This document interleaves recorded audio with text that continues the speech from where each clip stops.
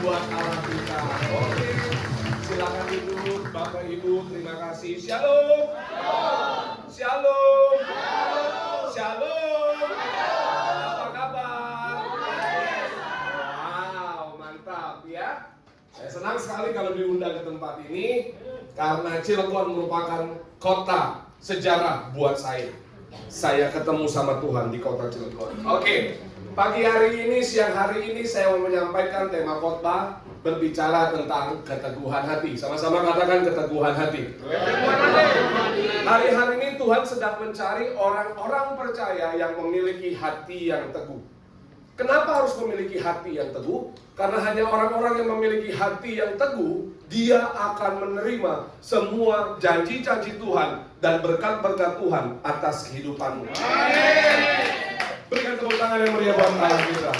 Ya, kenapa kita membutuhkan hati yang teguh? Karena janji Tuhan buat setiap kita orang percaya bukan janji yang kecil, tapi janji yang besar. Janji yang begitu luar biasa Tuhan berikan atas kehidupan kita orang percaya. Makanya Bapak Ibu yang terkasih, keteguhan hati selalu dimulai karena adanya sebuah ikatan janji. Di Yosua pasal pertama ayat ketiga mencatat seperti ini. Setiap tempat yang akan diinjak oleh telapak kakimu, kuberikan kepadamu seperti yang telah kujanjikan kepada Musa. Setiap tanah yang diinjak oleh telapak kakimu, kuberikan kepadamu karena telah kujanjikan kepada hambaku Musa. Ini pesan yang diberikan Tuhan kepada Yosua. Sebenarnya pesan ini itu adalah merupakan pesan berantai. Musa mendapatkan dari Abraham, Ishak, dan Yakub. Dan visi Tuhan, janji Tuhan yang besar harus dilanjutkan oleh Yosua. Bapak Ibu yang terkasih, saya nggak tahu Tuhan pernah buat janji apa sama Bapak Ibu. Buat rumah tanggamu, buat pernikahanmu, buat pekerjaanmu, buat studimu, bahkan mungkin buat pelayananmu. Saya nggak tahu, setiap orang punya janji yang besar. Tapi saya sangat yakin dan percaya kita adalah imamat yang rajani, kepunyaan Allah sendiri. Kalau Bapak Ibu yakin Bapak Ibu adalah imamat yang rajani, artinya Bapak Ibu siap menjadi pribadi yang menerima janji Tuhan. Makanya janji Tuhan akan tergenapi kalau kita memiliki hati yang teguh. Kenapa harus memiliki hati yang teguh? Karena tantangannya Bapak Ibu, Yosua menghadapi perkara yang gak mudah. Karena Yosua sebagai salah satu dari 12 pengintai, otomatis Yosua tahu musuh yang harus dia hadapi. Yosua tahu ada orang-orang enak atau suku-suku enak yang postur tubuhnya lebih besar dari manusia biasa. Bahkan 10 pengintai ngomong sama Musa, Musa jangan masuk deh, karena kita akan mati seperti belalang. Mereka sangat mudah mengalahkan setiap kita. Karena kenapa? Di balik tembok Yeriko kurang lebih ada 31 raja-raja yang harus dikalahkan oleh Yosua. Makanya Bapak Ibu, Yosua mengalami yang namanya ketakutan. Kalau Bapak Ibu perhatikan, Yosua di pasal yang pertama, di kitab yang pertama, Tuhan mengingatkan Yosua 3 kali. Hanya teguhkanlah dan kuatkanlah hatimu. Hanya teguhkanlah dan kuatkanlah hatimu. Hanya kuatkan dan teguhkanlah hatimu. Kalau Tuhan berpesan sampai 3 kali, saya sangat yakin dan percaya pesan ini memiliki makna yang luar biasa. Bapak Ibu yang terkasih, dunia hari-hari ini sedang mengalami konflik sedemikian rupa. Kita berdoa jangan sampai terjadi perang dunia yang ketiga. Halo? Bapak Ibu yang terkasih, hari-hari ini teknologi AI semakin canggih. Nanti saya juga berdoa, jangan sampai yang khotbah nanti bukan hamba Tuhan, tapi AI. Oh iya loh, Bapak Ibu cuma bisa nyaksikan layar aja loh. Mau cari tema khotbah apa aja, semua ada di sana. Manusia sudah mulai digantikan perannya oleh teknologi. Mobil bahkan sekarang sudah canggih sedemikian rupa, tanpa ada driver, mobil itu udah bisa jalan sendiri. Artinya profesi-profesi supir angkot, supir truk, supir bus dan sebagainya akan tergantikan. Saya mau tanya, kalau semua itu terjadi, orang Kristen kena dampak nggak? Pasti. Kalau krisis global ini terjadi, pertanyaan saya, Bapak, Ibu, dan saya kena dampak nggak? Pasti. Pasti kita kena dampak. Makanya Bapak Ibu, Yosua mengalami krisis. Kenapa Yosua ketakutan? Yang pertama dia mengalami krisis. Krisis apa? Krisis kepemimpinan. Musa mati meninggalkan dia. Dan Yosua tahu persis kepercayaan dirinya hilang. Padahal Alkitab mencatat Yosua adalah abdinya Musa. Kemanapun Musa pergi, Yosua ada di situ. Dimanapun Musa melakukan mujizat, Yosua ada di sana. Tapi waktu Musa mati, Yosua mengalami krisis. Tidak ada backup lagi. Berapa banyak dari kita, waktu orang tua, mentor, kakak rohani, atau bos meninggalkan kita. Orang-orang yang kita cintai meninggalkan kita. Kita mengalami krisis kepercayaan diri, Bapak Ibu. Apalagi yang dilihat oleh Yosua, tantangan demi tantangan. Enggak mudah, Bapak Ibu. Kenapa? Karena orang Israel selama 430 tahun menjadi budak di Mesir. Namanya budak cuman tahu cuci piring. Namanya budak cuman tahu nyapu. Namanya budak cuman tahu ngepel. Selebihnya nggak tahu, apalagi ngangkat senjata, Bapak Ibu. Sedangkan musuh yang Yosua hadapi itu tantangannya begitu besar. Temboknya begitu tinggi. Kalau melihat orang Israel yang jumlahnya mungkin 2 juta lebih pada saat itu, kemampuan mereka dalam berperang itu levelnya sangat rendah. Berapa banyak dari kehidupan setiap kita, kita males kalau melihat tantangan, proses yang besar terjadi dalam kehidupan kita. Bahkan banyak orang Kristen berdoa begini, Tuhan, kalau bisa prosesnya levelnya dikecilin dong. Saya nggak bisa nih ngelewatin proses ini, Tuhan. Prosesnya, tantangannya terlalu besar. Hei, Bapak Ibu dengar. Semakin besar proses, semakin besar tantangan. Saya mau katakan, mujizatnya semakin besar. Carahannya semakin besar. Yosua mengalami namanya tantangan dan proses. Berapa banyak dari kita juga melihat masa lalu, Bapak Ibu. Enggak mungkin saya jadi orang yang sukses. Enggak mungkin saya jadi orang yang berhasil. Saya dilahirkan dari keluarga yang miskin. Saya dilahirkan dari keluarga yang broken home. Enggak mungkin saya bisa menjadi hamba Tuhan. Karena kenapa? Saya menjadi orang pendosa. Enggak mungkin, sedikit-sedikit enggak mungkin, sedikit-sedikit tidak mungkin. Berapa banyak kita membatasi kuasa Tuhan dalam kehidupan kita. Bapak Ibu bilang enggak mungkin, enggak mungkin, enggak mungkin. Di dalam Tuhan tidak ada perkara yang tidak mungkin. Kita berkata selalu, masa lalu saya terlalu buruk, masa lalu saya terlalu hancur, Tuhan. Enggak mungkin Tuhan bisa pakai aku. Enggak mungkin Tuhan bisa berkati aku. SD aja saya nggak lulus, Tuhan. Bagaimana bisa menjadi bisnismen yang sukses? Pertanyaan saya, skill S3 bisa kalah sama orang yang lulusan SD. Asalkan orang lulusan SD ini mau bekerja keras, berharap, bergantung sama Tuhan. Jangan menjadi orang yang sukses. Atau yang yakin, berikan tepuk tangan buat Tuhan. Saya pernah berpikir, Bapak Ibu, waktu saya masih belum dewasa rohani, saya pikir begini sama Tuhan kalau saya doa, Tuhan, Kalau memang boleh, ada mujizat saya bisa kembali ke masa lalu. Saya mau dong balik ke masa SMP atau SMA. Saya mau mengubah hidup saya. Saya mau kenal Tuhan lebih lagi.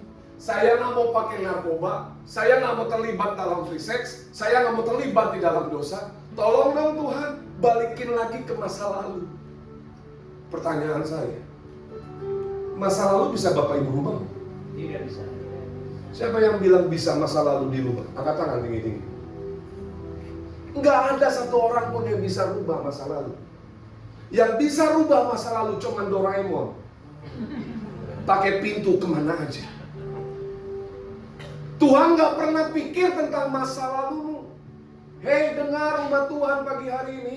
Tuhan nggak pusing dengan masa lalumu. Lu anak siapa? Lu keturunan apa? Lu skill seperti apa? Tuhan nggak pusing.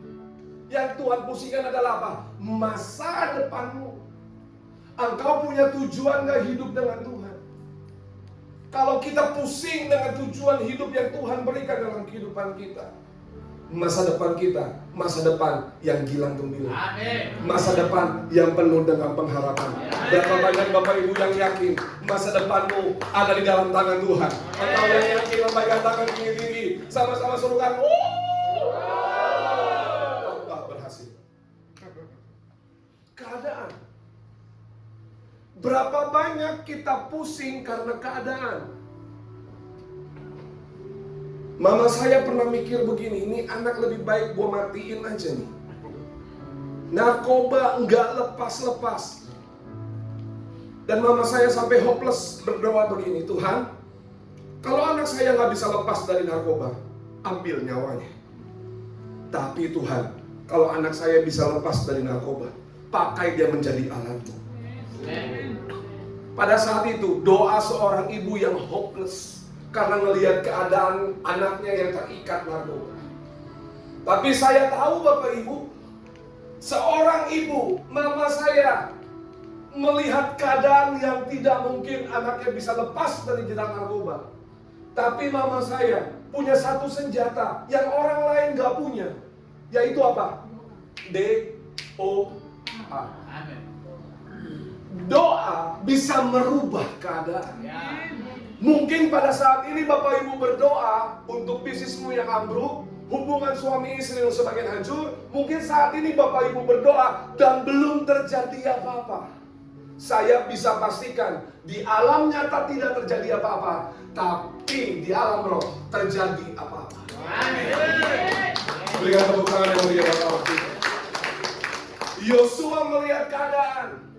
Seharusnya nggak mungkin Yosua bisa menang.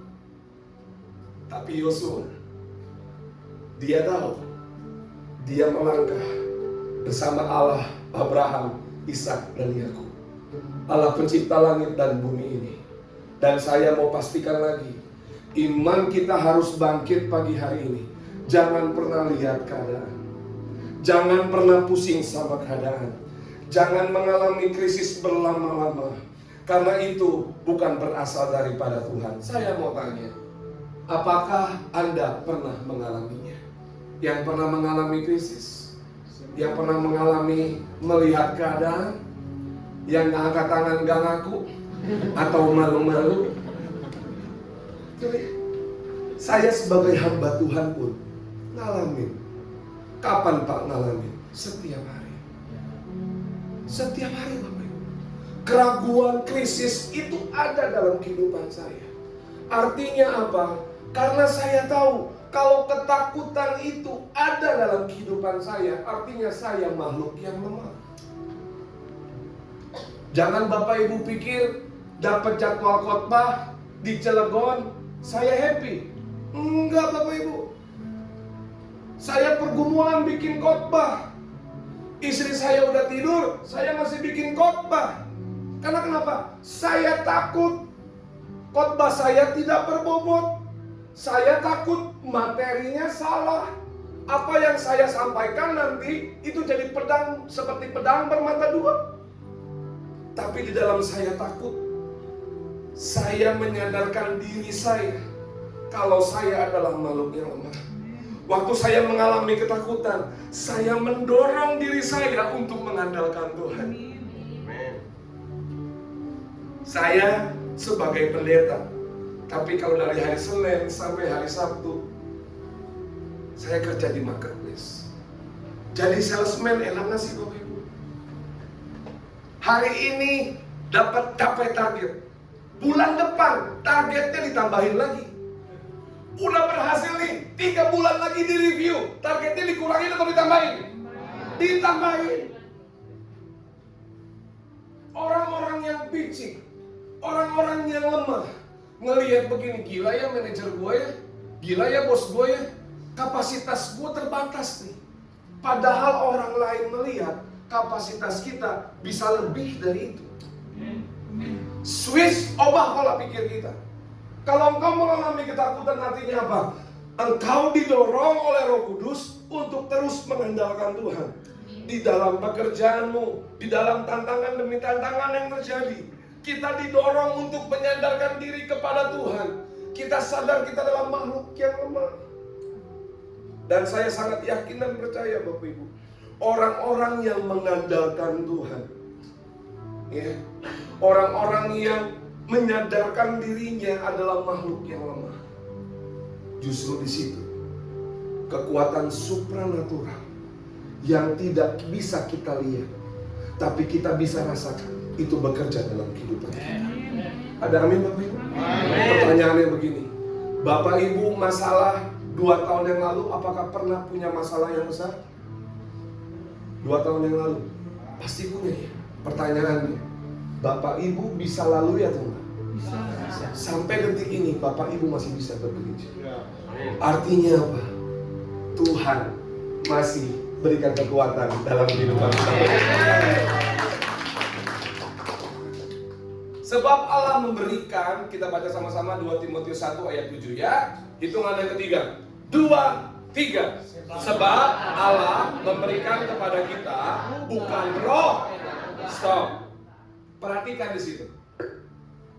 Sebab Allah memberikan kepada kita bukan roh. Bukan roh apa? Bukan roh apa? Bukan roh apa? Bukan roh ketakutan. Ada amin Bapak Ibu? Ada amin? Pegang dadanya. Kalau ngalamin takut, itu bukan dari Tuhan. Kalau ngalamin takut, itu bukan dari Tuhan. Tapi Tuhan memberikan roh yang apa? Membangkitkan apa Bapak Ibu?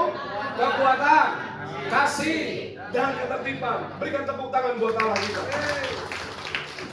Allah memberikan kepada kita kekuatan, kasih, dan ketertiban. Wow! Bayangkan, bukan roh ketakutan. Kita bukan terintimidasi loh. Sama seperti yang Yosua alami. Tuhan mau pagi hari ini, setiap kita harus memiliki hati yang teguh. Cara untuk memiliki hati yang teguh ada 4 Bapak Ibu. Yang pertama, fokus pada rencana Tuhan aja. Yang kedua, percaya kepada kuasanya. Dan berserah bukan menyerah. Bersihkan hati agar dia benar-benar tinggal dalam hidup Anda. Terus hidup penuh dengan firman Tuhan. Yang pertama, untuk bisa memiliki hati yang teguh, fokus pada rencana Tuhan aja. Kenapa kita harus fokus pada rencana Tuhan? Bapak Ibu, jangan sampai pikiran kita liar memikirkan hal-hal yang gak perlu kita pikirkan. Pikiran kita tersita dengan apa? Dengerin apa kata orang. Berapa banyak hidup kita dipengaruhi oleh status orang-orang yang ada di sosial media mereka. Halo? Ya? Saya kemarin waktu bulan yang lalu sharing, konseling sama anak remaja. Anak ini tadinya periang, tiba-tiba anak ini jadi pendiam. Waktu saya konseling, hanya gara-gara urusan sepatu. Dia ngelihat temennya pakai sepatu bagus dengan brand atau merek tertentu. Dia minta sama orang tuanya. Orang tuanya bilang doa dulu. Anak ini jadi stres. Berapa banyak dari kita, orang-orang tua mulai overthinking.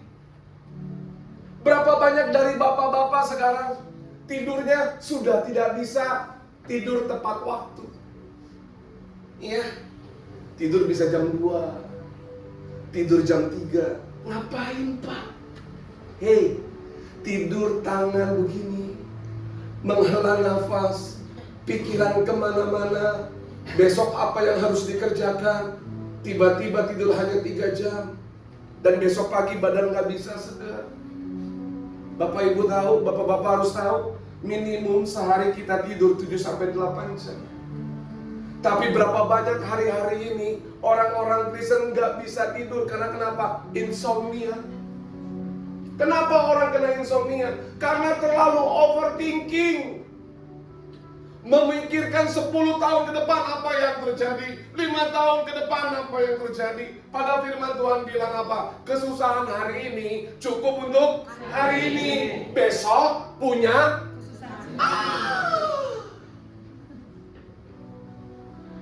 obat insomnia cuma satu. Baca firman Tuhan. Amin. Yang amin cuma bangsa baru. Ya, buka hati terhadap rencana Tuhan, masa depan dan janji Tuhan. Saya sangat yakin dan percaya, walaupun mengalami ketakutan, Yosua mengalami depresi, Yosua mengalami krisis, tapi Yosua fokus kepada rencana Tuhan aja. Yosua nggak mau pikirin apa kata orang. Banyak ibu-ibu terdistract. Banyak ibu-ibu tadinya periang jadi pendiam. Tadinya ramah jadi suka ngomel-ngomel.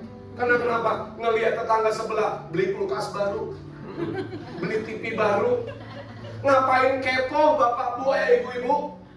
Dia mau beli kulkas baru, dia mau beli TV baru. Pertanyaannya, hatimu jangan sampai ada iri hati. Ada amin? Kalau hidupmu penuh dengan iri hati, hidupmu penuh dengan kecewa, maka pikiranmu akan tersita dengan hal-hal yang tidak berguna. Saya rindu pagi hari ini, yuk Bapak Ibu, mulai pikirkan sungguh-sungguh. Karena Tuhan mau melihat masa depanmu bersama-sama dengan Tuhan. Masa depan yang gilang gemilang, masa depan yang penuh dengan harapan. Tuhan akan berurusan dengan masa depanmu. Tuhan gak berurusan dengan masa lalu. Dia Allah Alfa dan Omega. Dia Allah yang lalu, sekarang, dan sampai selama-lamanya. Dia yang tahu masa depanmu. Makanya fokus aja sama rencana Tuhan.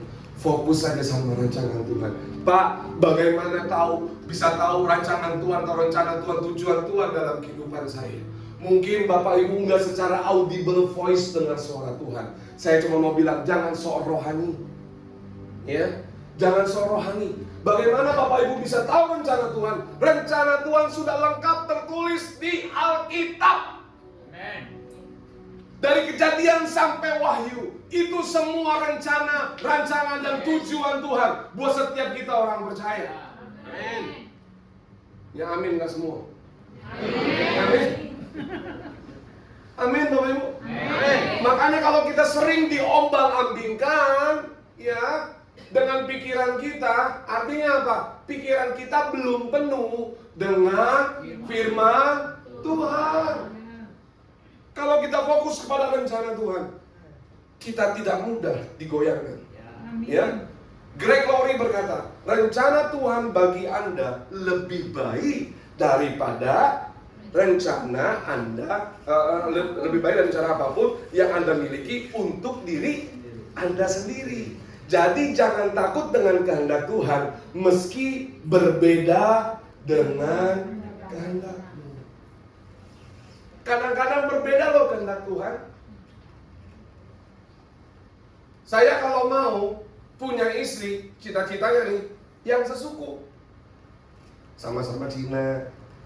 Kan enak ya, perbedaan budaya itu nggak ada di dalam hubungan kita. Tapi tiba-tiba lagi saya doa, saya dengar suara Tuhan, buka matamu, Karena di depan itu adalah calon pasangan hidup yang aku berikan kepadamu. Pas saya buka, Melina Boru Sinaga. Istri saya Melina Boru Sinaga. Namanya Sinaga. Naga kerjanya nyembur terus, nyemprot api terus. Kalau saya tolak rencana Tuhan, saya nggak bisa dapatkan pasangan hidup yang terbaik. Ada pasangan hidup yang tetap berdiri dan dia berdoa support saya untuk jadi hamba Tuhan. Kalau mungkin saya dapetin yang tadi sesuku yang sesuai dengan kehendak saya, nggak ada saya sampai detik ini. Woi, andaliman, bibir bergetar itu ya.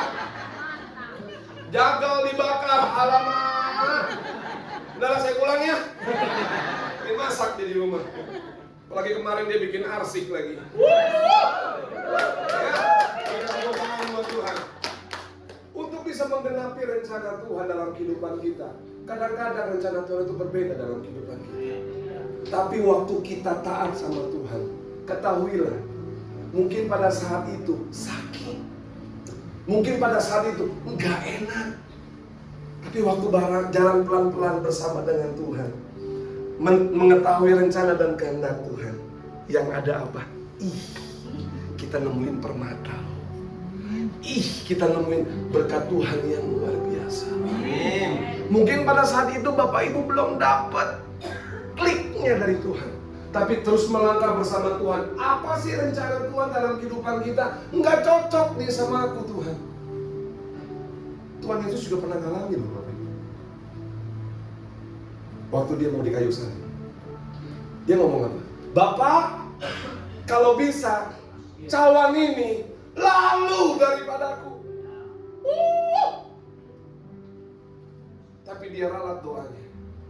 Bapak, tapi biar kehendakmu yang jadi, bukan. Berapa banyak pikiran kita ke distract, tenaga kita ke distract, habis semua daya dan upaya kita. Karena kenapa? Karena kita berjalan tidak mewujudkan rencana Tuhan. Capek Bapak Ibu. Soalnya kanan kirinya capek. Udah capek. Udah taat aja sama rencana Tuhan. Taat aja sama rencana Tuhan. Ada amin Bapak Ibu? Yang mau taat sama rencana Tuhan, fokus sama rencana Tuhan, lambaikan tangan ini. Tepuk tangan buat Allah kita. Percaya kepada kuasanya dan berserah, bukan menyerah. Beda antara orang berserah dengan orang menyerah. Kalau orang menyerah, dia berputus asa. Dia nggak bisa berbuat apa-apa lagi. Sudah give up. Ya, berapa banyak pernikahan demi pernikahan bertahan, tapi di dalamnya anggurnya sudah habis. Berapa banyak suami-suami bertahan, istri-istri bertahan di pernikahan karena hanya untuk status. Daripada bercerai, nama rusak. Tapi di rumah tangga sudah tidak ada lagi namanya keharmonisan. Artinya apa? Kalau Bapak Ibu sedang mengalami di titik itu, artinya Anda sedang berada di posisi menyerah. Di posisi menyerah, Bapak Ibu. Putus asa, udah nggak tahu lagi apa yang harus dibuat. Pekerjaan, bisnis, usaha lagi mengalami kemenurunan atau kemerosotan. Udah gak tahu lagi harus berbuat apa-apa. Itu namanya orang yang sudah menyerah. Orang yang sudah menyerah, level akutnya tambah tinggi. Bapak Ibu suka melihat pasti di Cilegon di pinggir jalan, di kanan kiri suka lihat di trotoar. Yang rambutnya gimbal, bajunya compang-camping, dia ngomong sendiri, ya, saya pikir bahasa roh ternyata bukan. Dia komat kamit sendiri. Itu adalah orang yang menyerah akut tinggi. Udah gak tahu lagi antara pikiran, kehendak, dan perasaan udah gak sinkron. Hati-hati loh. Kalau Bapak Ibu mengalami yang namanya menyerah, atau berputus asa, tidak ada lagi pengharapan, saya cuma mau bilang, hati-hati. Tapi beda sama orang yang berserah. Berserah adalah mengandalkan dan percaya Tuhan sepenuhnya.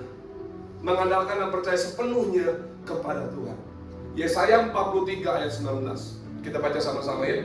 Yesaya 43 ayat 19. Yesaya 43 ayat 19. Media, tolong bantu produser. Yesaya 43 ayat 19.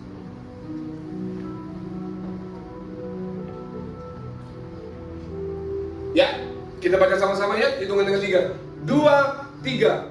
Lihat, aku hendak membuat sesuatu yang baru, yang sekarang sudah tumbuh. Belumkah kamu mengetahuinya? Ya, aku hendak membuat jalan di padang gurun dan sungai-sungai di padang belantara. Orang-orang yang berserah kepada Tuhan, dia pasti tahu, walaupun berjalan di padang gurun, pasti Tuhan buka jalan. Amen. Di padang belantara, Tuhan akan buka jalan dan sungai-sungai yang di tempat yang tidak mungkin seharusnya ada sungai di sana. Karena apa? Tuhan suka sama orang-orang yang bertahan. Tuhan suka sama orang-orang yang tetap berharap. Karena iman yang sesungguhnya pada hakikatnya adalah penyerahan diri sepenuhnya kepada Tuhan. Ganti slide dong. Pada hakikatnya Martin Luther King Jr. berkata, iman adalah penyerahan diri sepenuhnya kepada siapa? Tuhan. Kepada siapa? Tuhan. Kepada Tuhan. Jadi kalau Bapak Ibu menyerahkan diri kepada Tuhan, berserah sama Tuhan, itu adalah iman yang sesungguhnya. Yang ketiga, berbicara tentang keteguhan hati. Bersihkan hati agar dia benar-benar tinggal di dalam hidup Anda. Amsal 4 ayat 23 mencatat. Baca sama-sama hitungan ketiga. 2, 3. Jaga hati, maka bersihlah hati dan jiwamu, karena dampaknya apa Bapak Ibu? Membawa hidupmu lebih hidup. Wow. Kalau kita bisa jaga hati, bersih di hadapan Tuhan, itu membuat kita yang hidup akan lebih hidup. Berapa banyak dari kita susah untuk bisa jaga hati kita. Bapak Ibu yang terkasih dengar, jaga hati untuk tetap bersih itu bukan urusan Tuhan. Halo? Halo? Jaga hati untuk tetap bersih itu bukan urusannya Tuhan, tapi itu menjadi tanggung jawabnya kita. Kenapa saya bilang jadi tanggung jawabnya kita? Kita orang Kristen ya, suka ngelihat lukisan Tuhan Yesus berdiri di depan pintu. Ngapain? Ngapain? Ngetok ya, bukan main capsa ya. Ngapain Bapak Ibu? Ketuk. Tuhan Yesus hanya ketuk. Yang buka siapa? Yang buka siapa? Yang buka pintu untuk Tuhan masuk itu kita. Kalau mau memiliki hati yang bersih, izinkan dia bertahta dalam kehidupanmu. Buka hatimu, jangan keraskan hatimu. Kalau Yesus berkata di situ masih ada dendam, nak. Di situ masih ada iri hati, nak. Di situ masih ada kecewa, nak. Tuhan bilang apa? Bersihkan. Siapa yang bersihkan? Makanya banyak orang kecewa bertahun-tahun padahal sudah pelayanan. Dia nanya sama saya, kok saya masih nyimpan dendam ya? Kok saya masih nyimpan kecewa ya? Saya muji nyembah Tuhan loh. Saya cuma bilang, itu bukan urusannya Tuhan. Karena hati ini Tuhan kasih spesial buat kita. Tuhan nggak ciptain robot, tapi Tuhan ciptain makhluk yang luar biasa. Kita punya hati, kita dikasih hak spesial, istimewa untuk kita bisa memilih mana yang baik, mana yang tidak baik, mana yang benar, mana yang dari Tuhan. Makanya bersihkan hati, ya, karena Tuhan selalu berurusan dengan hati. Cek deh, kalau engkau belum mengalami promosi, level di kantor segitu-segitu aja. Kalau usahamu belum ada kenaikan yang signifikan, pelayananmu belum naik-naik, saya cuma mau bilang, cek hati kita. Apakah hati kita murni? Apakah hati kita bersih? Kalau hati kita bersih, Bapak Ibu, enggak memikirkan hal-hal yang duniawi, saya sangat yakin dan percaya Allah akan sangat mudah membawa kita naik ke level yang lebih tinggi, diberkati lebih lagi, sukses lebih lagi. Berikan tepuk tangan yang meriah buat Allah. Mahatma Gandhi berkata, bertobat tanpa memiliki hati yang bersih adalah apa? Pengingkaran. Pengingkaran. Hati kita harus bersih. Datang sama Tuhan ke gereja hari Minggu harus bersih. Saya sering dengar begini ya, hamba-hamba Tuhan berkeluh kesah. Kenapa sih kalau mau pelayanan sebelum pergi ke gereja suami istri berantem dulu? Entah istrinya kelamaan dandan lah, entah suaminya kelamaan nyeruput kopi lah, di mobil ngurusin anak lah. Jadi waktu pelayanan hatinya harus diberesin dulu lah. Berapa banyak dari kita tadi sebelum pergi ke gereja tempat ini kita berantem dulu sama pasangan kita? Kok bisa tahu kok? Karena saya juga pernah ngalamin.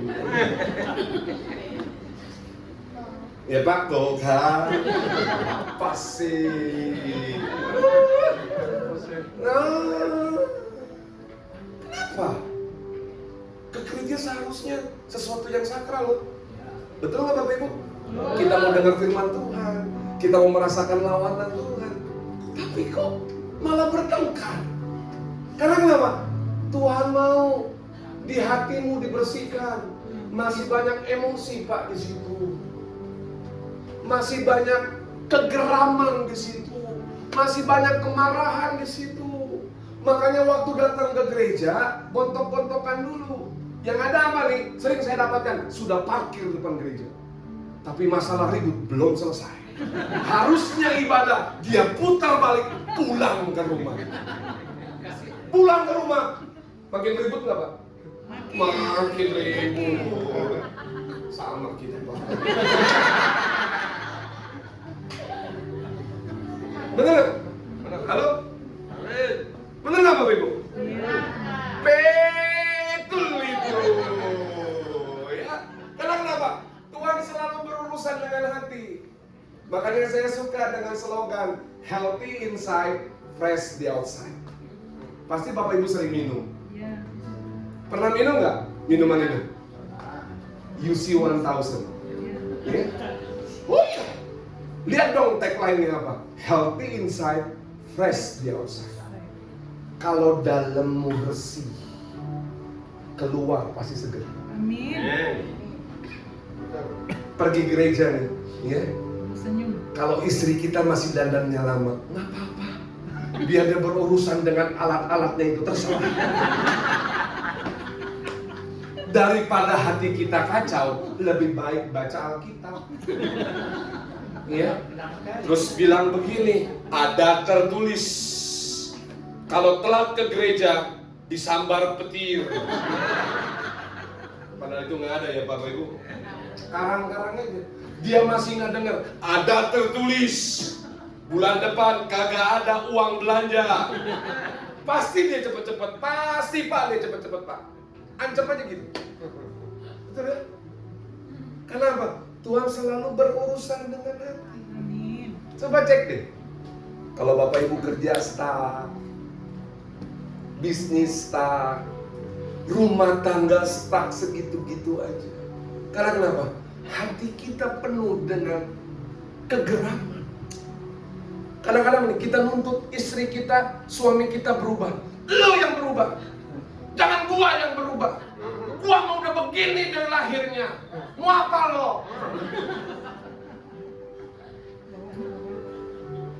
Istri saya bilang begini, gua dari lahir udah makan andaliman. Lu do di bawah, gua udah do titik. Jadi udah begini dari lahir. Waktu dia ngomong kayak begitu, saya marah. Waktu saya marah, Roh Kudus bekerja dalam kehidupan saya. Ingat loh, dia orang Batak loh. Kok ketawa sih loh?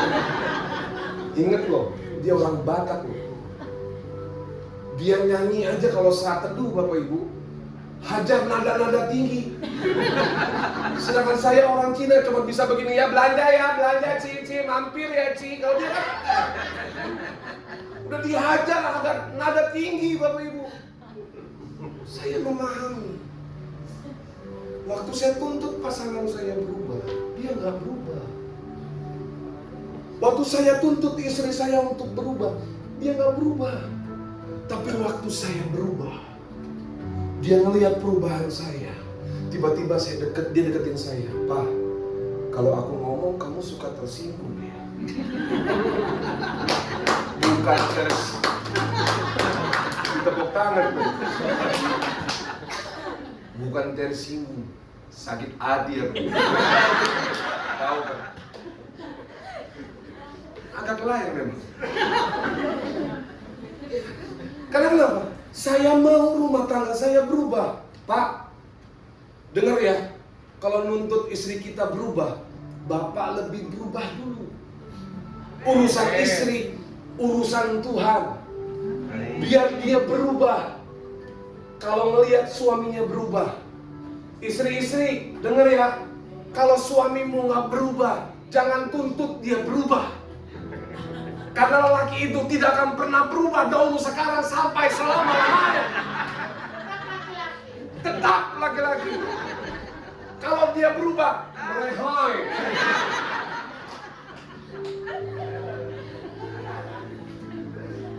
Istri berubah. Suami pulang kantor, dandan. Suami pulang kantor, kasih parfum, Rexonaan dikit. Oh iya, jangan suami udah capek, suami udah banyak masalah, pulang ke rumah ngelihat istri bentuknya udah gak karuan, baunya, maaf ya, bau ikan teri Medan baru digoreng. Alamak, ya meloy.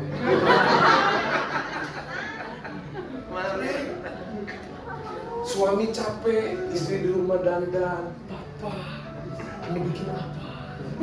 Kopi, teh, campur sianida dikit.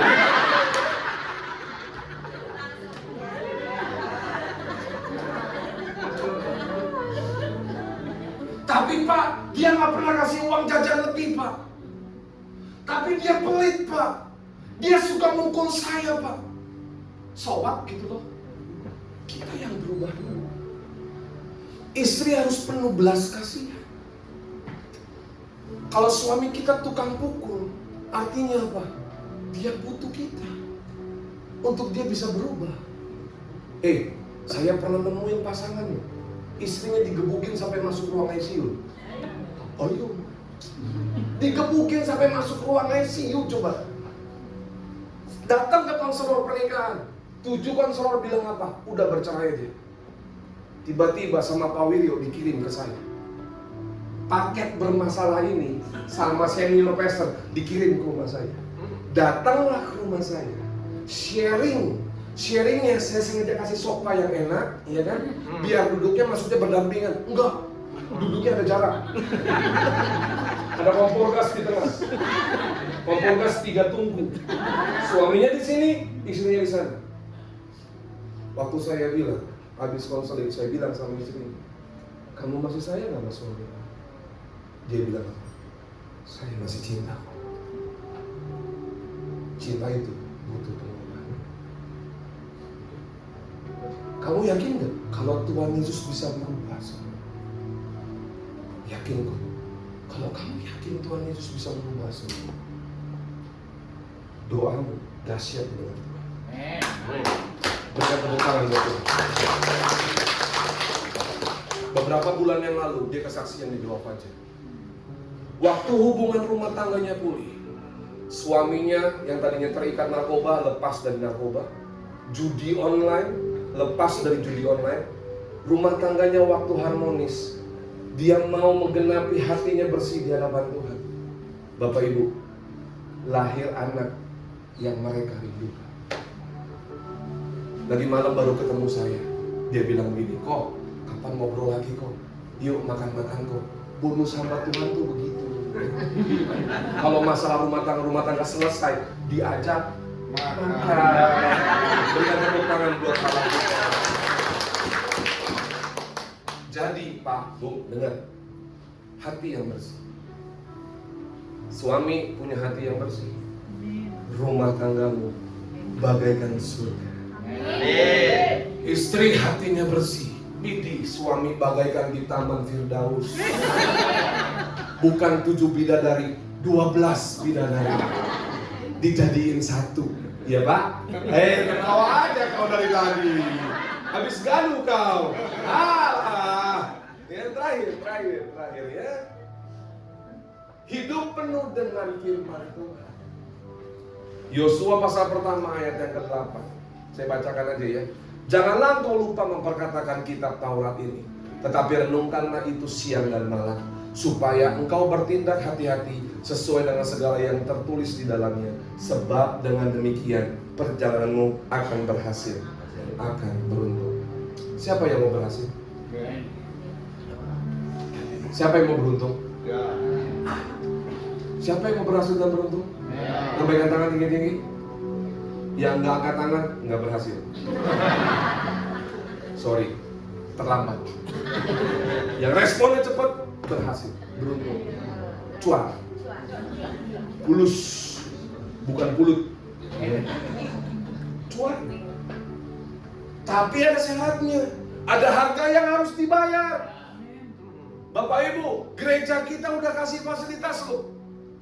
Di sini siapa yang di handphonenya sudah ada SMA? SMA yang sudah ada, yang belum ada bilang kasihan gitu. Kenapa? Bapak Ibu, Alkitab itu bisa merubah pola pikir, karakter, kebiasaan. Emang Bapak Ibu pikir jadi pendeta mantan narkoba nggak ada salib yang besar? Saya tahu semua dosa itu enak loh Bapak Ibu.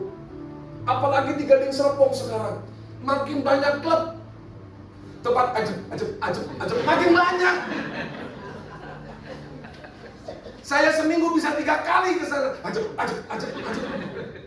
Kalau ribut, gaduh di rumah sama istri, pengennya pergi ke sono. Iya tuh Bapak, iya. Jangan kelapor tua lah Pak. Bagi-bagi kalau ada yang murni. Karena kenapa? Kebiasaan kita menarik kita ke hal yang tersebut. Hati-hati. Yang bisa merubah kebiasaan kita, biasanya kalau ada masalah, menyimpang ambil sesuatu yang negatif, pastikan hidup kita belum penuh dengan firman Tuhan. Bapak Ibu yang terkasih, saya pro kobra. Kalau ada masalah di pelayanan, masalah di rumah tangga, iblis bilang apa? Mampir ke Indomaret, beli Sampurna sebungkus. Udah mari sab-sabatan. Tenanglah kau. Ada nggak dorongan itu? Saya nggak munafik. Ada Pak. Tapi karena saya baca firman Tuhan, saya tahu itu kebiasaan yang tidak baik.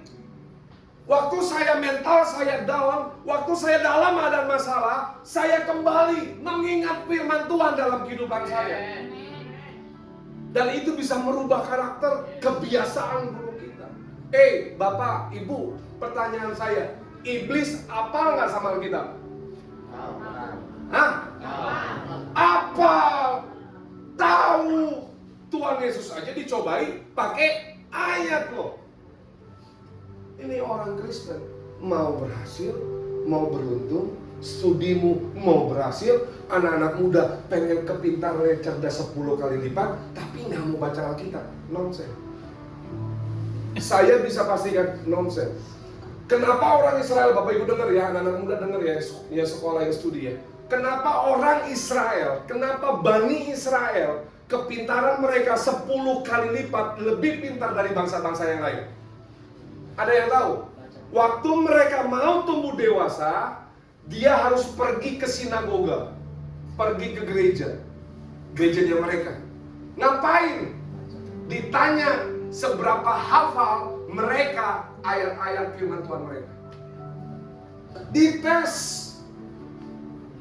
Dia melatih, membaca, merenungkan, membaca, merenungkan, membaca.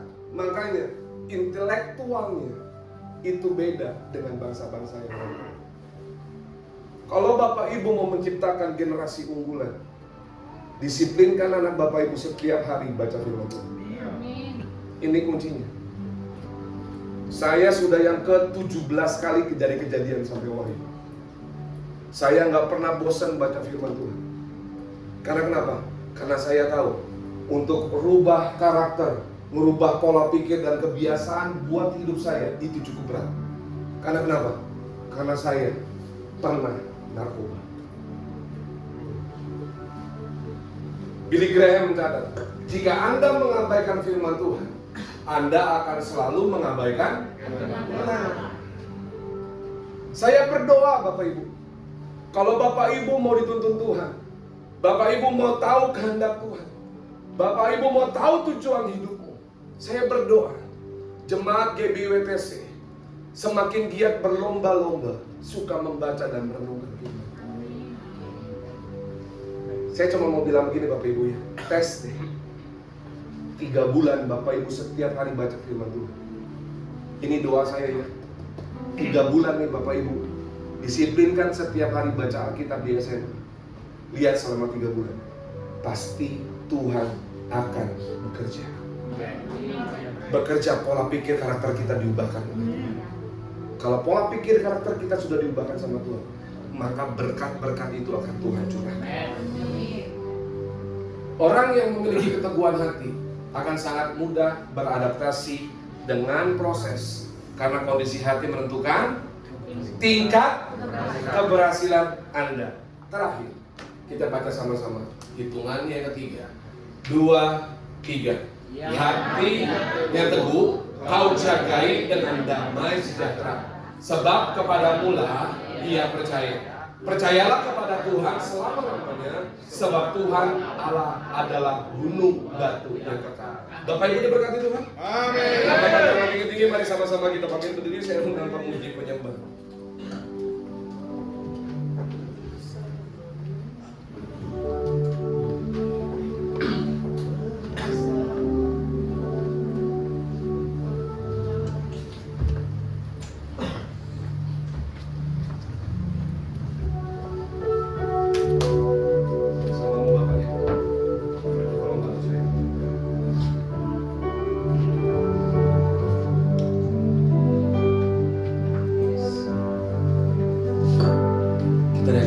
Bersamamu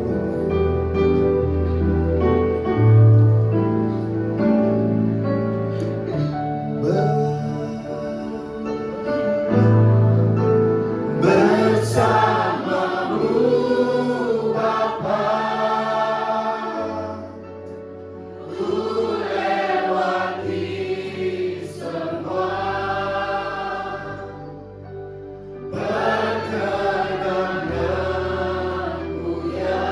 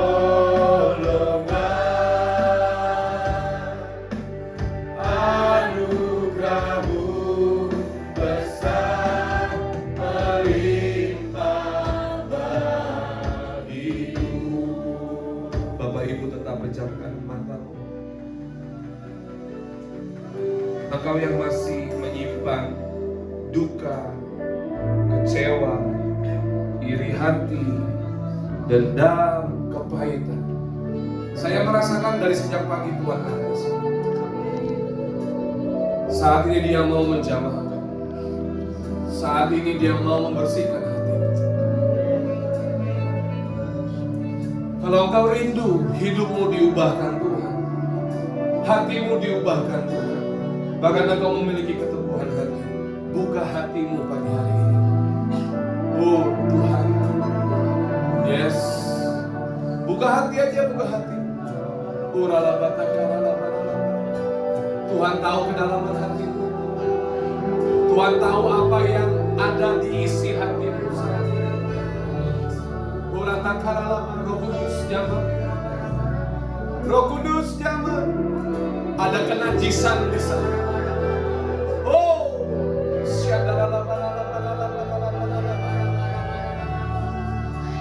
kau dendam dengan suami dan istri. Kau kecewa dengan pasangan. Tuhan tahu, Tuhan tahu.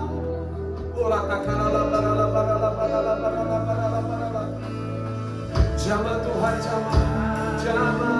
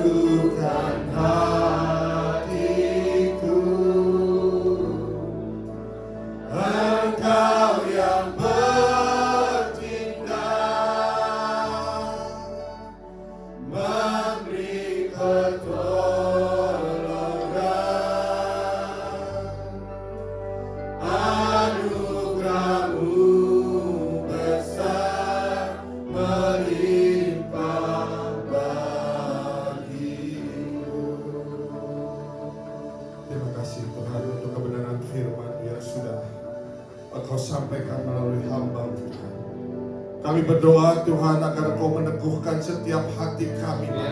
Untuk kami tetap percaya bahwa Engkau Allah yang berkarya, Engkau Allah yang bekerja, Engkau Allah yang memimpin di dalam setiap aspek kehidupan kami. Dan kami percaya pada saat Engkau memimpin kami Tuhan, Engkau yang akan membawa kami kepada keberhasilan dan keberuntungan. Terima kasih Tuhan. Urapi setiap umat-Mu di tempat ini. Urapi gereja-Mu Tuhan BTC Cilegon ini. Kami percaya Tuhan, setiap kami diteguhkan iman kami, diteguhkan pengharapan kami hanya kepada Engkau, dan mata kami terus tertuju hanya kepada Engkau Bapa. Kami percaya Tuhan, hanya Engkau yang mampu mengubah setiap karakter kami, hanya Engkau yang mampu mengubah setiap hati kami, hanya Engkau yang sanggup memulihkan kehidupan kami Tuhan. Apapun pergumulan masalah kami, apapun sakit penyakit kami, apapun problem kami Tuhan, kami percaya Engkau Allah yang sanggup membebaskan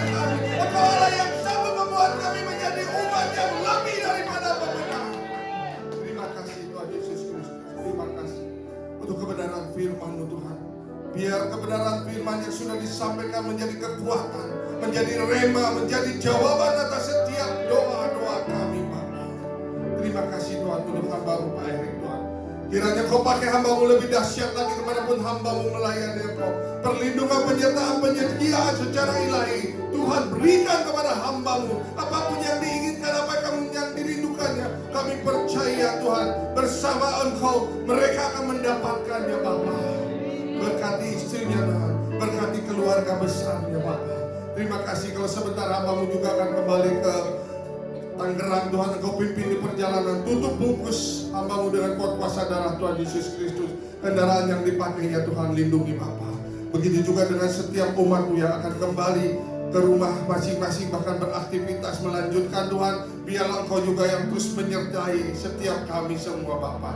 Terima kasih Tuhan Yesus Kristus. Terima kasih ya Aba Bapa. Dan sebelum pulang biarlah berkat-Mu menyertai kami. Kami siap menerima berkat yang daripada-Mu. Mari arahkan hati angkat kedua tangan kita. Tuhan memberkati Engkau dan melindungi Engkau. Tuhan memberkati Engkau, mengarahkan hati dan matanya kepada Engkau dan memberikan kasih karunia. Dan Tuhan terus setiap menjawab setiap doa-doa kami. Sekarang pulang dan terimalah berkat yang terbaik dari Allah Bapa di surga. Kasih yang sempurna dari Tuhan Yesus Kristus, persekutuan yang indah dan manis bersama Allah Roh Kudus dari mulai sekarang sampai kedatangan Tuhan yang kedua kalinya, bahkan sampai selama-lamanya. Di dalam dan demi nama Tuhan Yesus Kristus kita yang diberkati oleh Tuhan. Haleluya, sama-sama katakan amin. Selamat siang, selamat hari Minggu. Tuhan